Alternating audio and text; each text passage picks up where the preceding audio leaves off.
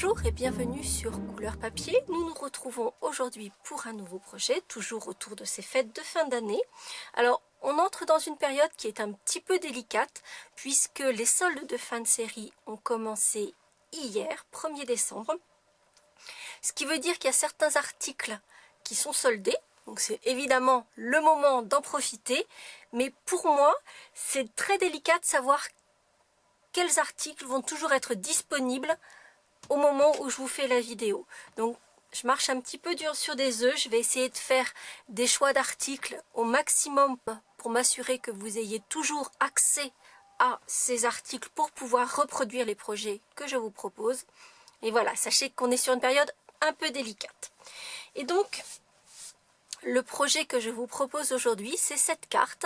Donc j'avais envie d'un effet très poudré, très givré, donc vraiment très hivernal. Et donc on obtient cette carte-ci où la couronne dans du papier à paillettes diamant, ce qui donne effectivement cet aspect très givré qui me plaît beaucoup, en restant dans des tons froids, donc du gris très pâle. On est vraiment dans la froideur de l'hiver, un petit peu d'argent sur le tour.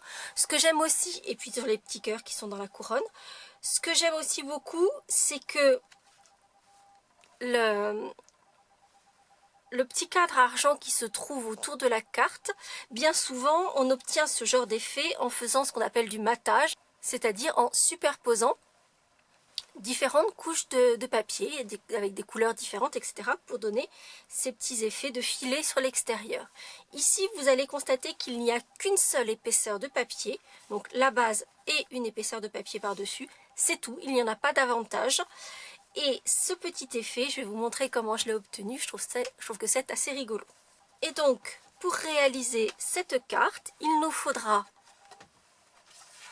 une base de carte aux dimensions habituelles, donc 21 par 14,85 avec une ligne de marquage à 10,5, c'est la moitié d'une page A4. Et donc un seul panneau par-dessus qui sera le panneau décoratif, pas de panneau de matage. Ce panneau mesure 10 par 14,3 et nous aurons ensuite besoin de chutes de papier.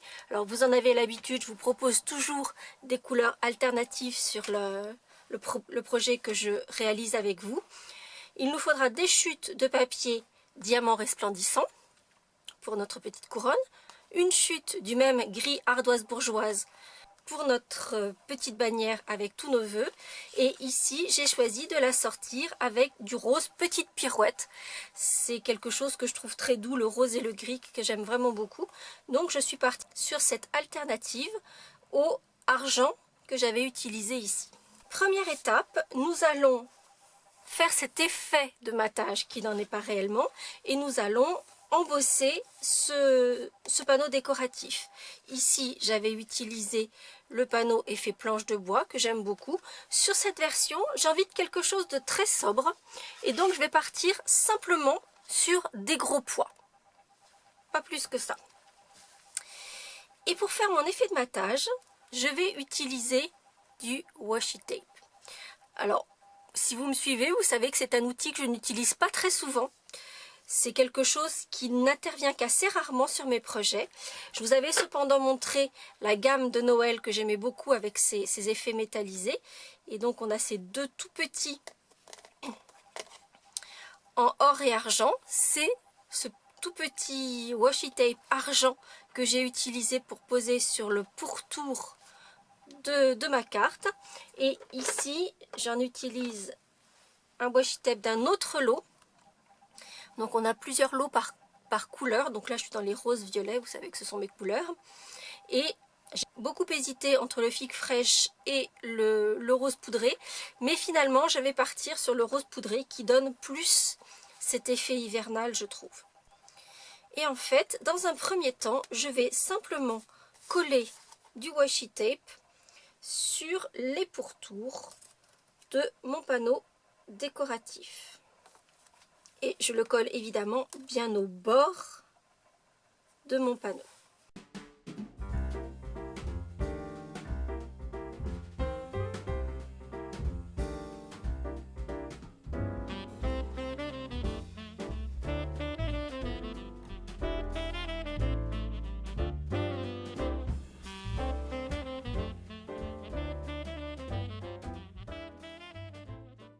Donc une fois que j'ai posé mon washi tape sur les 4 côtés de mon panneau décoratif, je l'ai donc passé dans la Big Shot pour avoir cet effet de poids qui est assez sympa.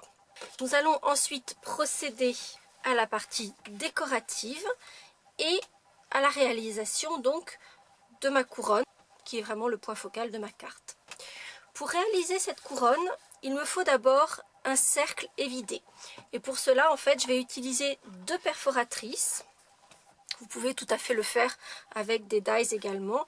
Ici, j'ai une perforatrice de 1/3 et une perforatrice de 2/1. Je vais faire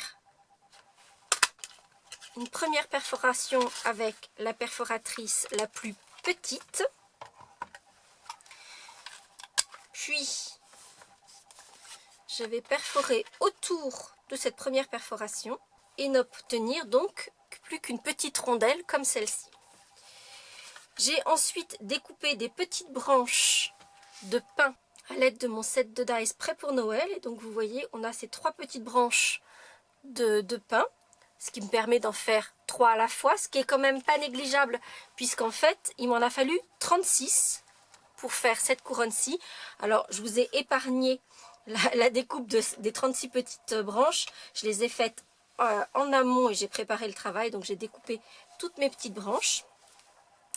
Et en fait, on va toutes les mettre en place. Donc, première chose, je vais utiliser un poinçon et je vais donner un petit peu de forme à mes branches, simplement en appuyant sur la rainure centrale de mes petites branches de pin.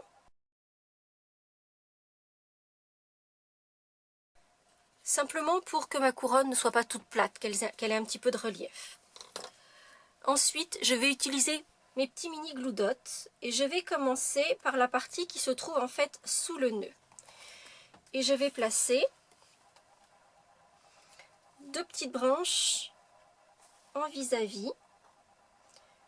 Donc 2 premières qui vont partir vers le bas. Je vais remettre un mini point de colle dessus pour m'assurer que tout colle bien. Et je vais en remettre 2 qui vont partir cette fois-ci plutôt vers l'intérieur. En fait, on va former une espèce de V. Ou ici un X, mais vous voyez, de chaque côté, je vais avoir un V avec mes petites branches. Ensuite, je vais plier, et je ferai ça systématiquement pour toutes les autres branches, je vais plier mon mini glue dot en 2, je vais le poser au bas de la branche et je vais passer ma branche sous les précédentes. Alors pour l'instant, je n'en ai pas encore beaucoup. Vous voyez, je vais la placer dessous. Et ensuite, eh bien, je vais faire la même chose sur tout le pourtour, c'est-à-dire que je vais en placer 2 qui vont partir de part et d'autre de celle qui est au milieu, puis la troisième qui viendra se glisser entre les deux, faire un V, la troisième entre les deux, etc. et de chaque côté.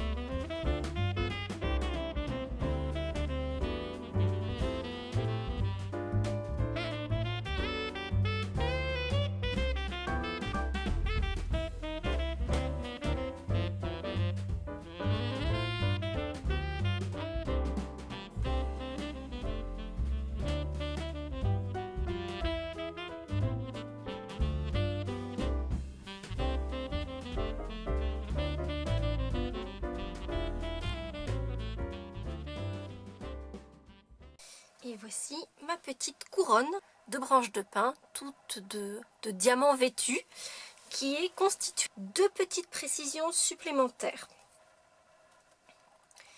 Tout d'abord, concernant cette rondelle qui nous sert de support.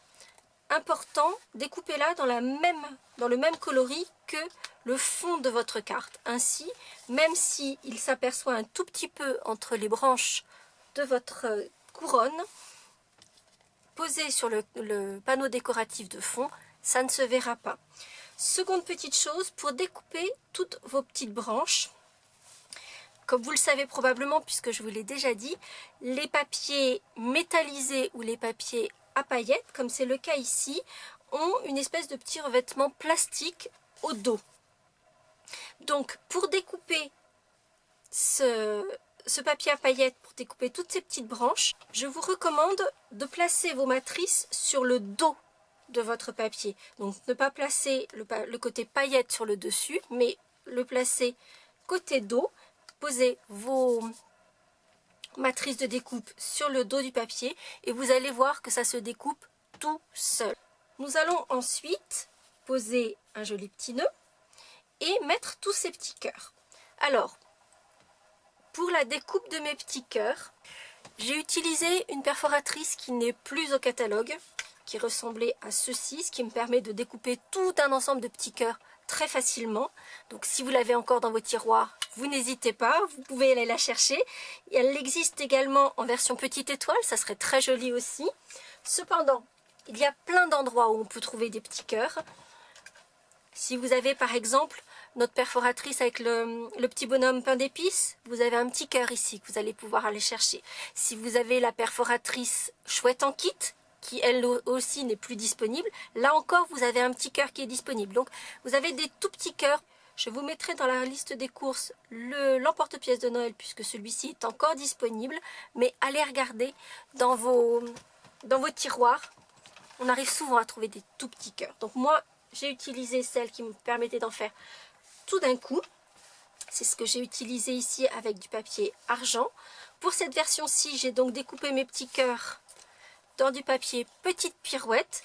Vous l'avez vu, je les ai déjà découpés simplement parce que j'ai apporté une petite touche en plus où j'ai apporté un petit peu de brillant.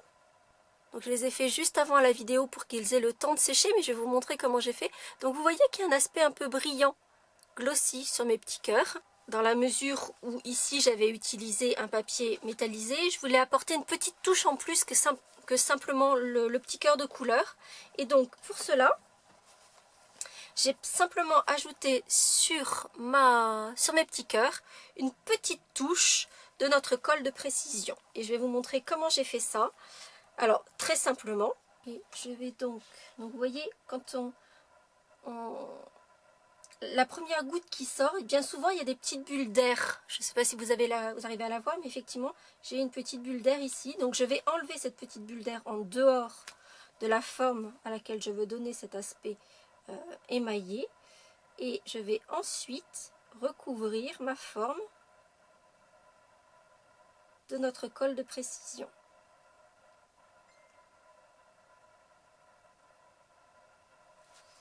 Bien sûr, je vais laisser le temps à la colle de sécher pour ensuite obtenir mes petits cœurs tout émaillés et avec cet aspect brillant. Je vais commencer par poser le petit nœud, puisqu'en fait, ça n'est pas la peine que j'aille poser des petits cœurs juste au bord, ils seraient cachés par les boucles de mon ruban, donc ça serait idiot. Je vais commencer par poser donc ce nœud. Et en fait, là, j'ai une hésitation à savoir si je le fais avec mon ruban, le même ruban que j'avais utilisé là, ici le ruban en Vichy ardoise bourgeoise, ou si je prends mon ruban rose poudré avec cet effet miroitant. Je pense que je vais peut-être partir sur le rose pour donner cette continuité au projet. Comme à mon habitude, je vais faire un petit nœud à la fourchette. Je vais cependant laisser un petit peu plus de ruban sur les côtés, car comme vous pouvez le voir, j'ai laissé des pans assez longs de chaque côté de mon petit nœud.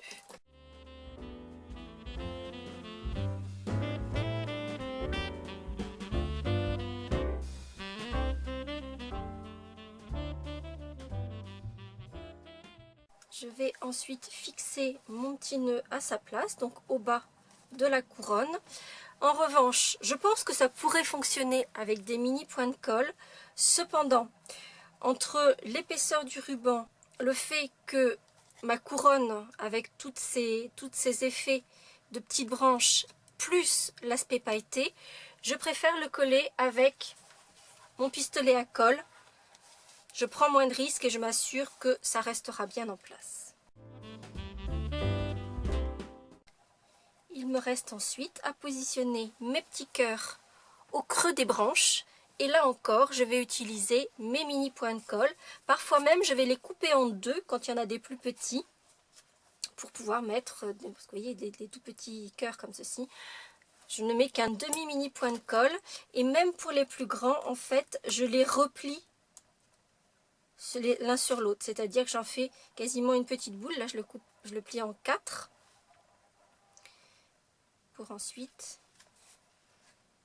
venir poser mon petit cœur au creux des branches.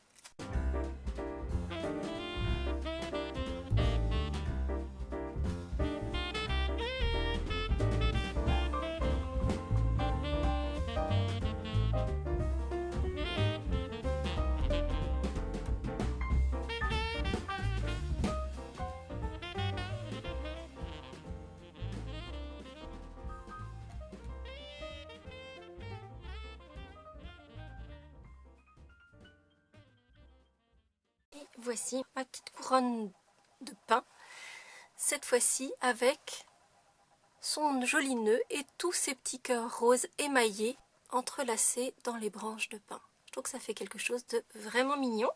Avant de tout mettre en place, on va s'occuper de la petite bannière que je vais faire de la même façon dans du gris embossé en blanc, donc tamponné avec de l'encre verse à marque et embossé en blanc.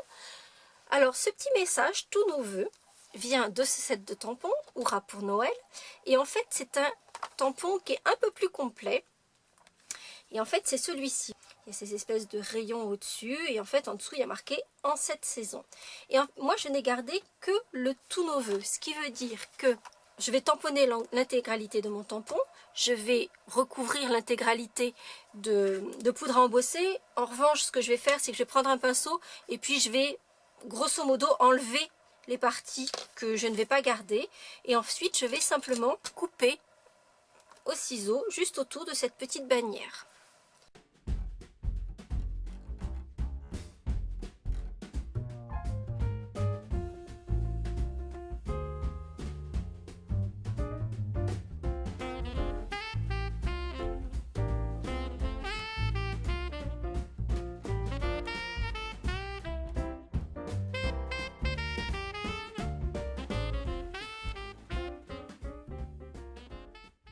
Petite astuce également lorsque l'on fait de la découpe de précision que j'ai déjà partagée avec vous, mais si vous m'avez rejoint récemment, je vous la redonne.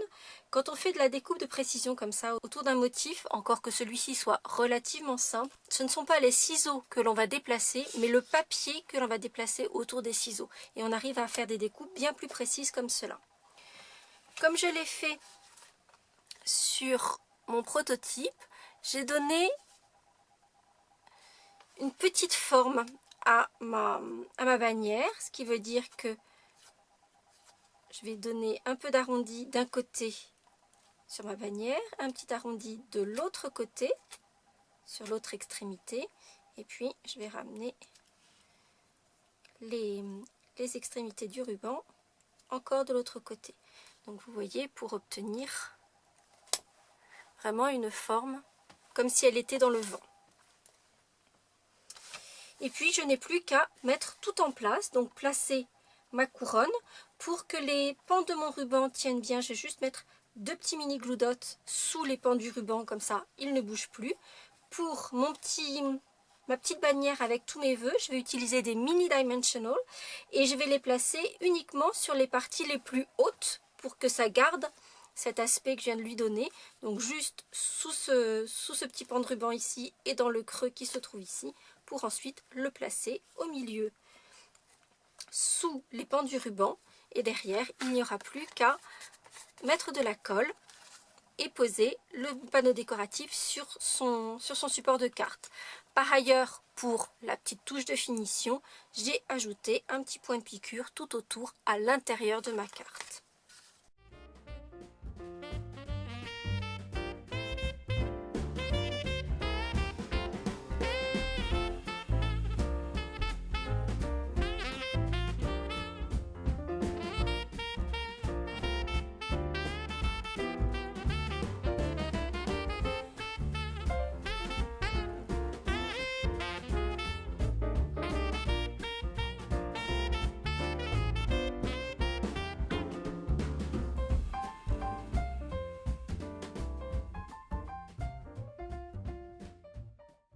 Et voici notre carte avec la couronne de pin en version rosée.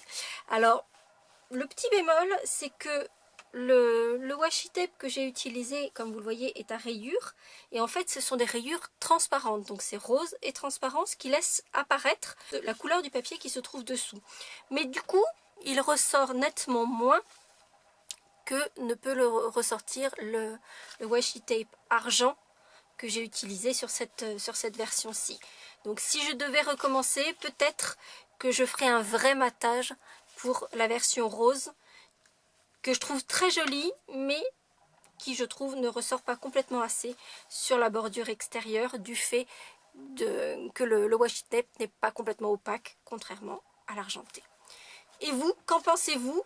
Y a-t-il une team rosé-gris et une team rosé-argent? Dites-moi ce que vous en pensez. J'espère que ce nouveau projet vous aura plu. Si c'est le cas, vous n'hésitez pas à mettre un petit pouce en l'air et on se retrouve lundi pour de nouvelles aventures créatives. À très bientôt.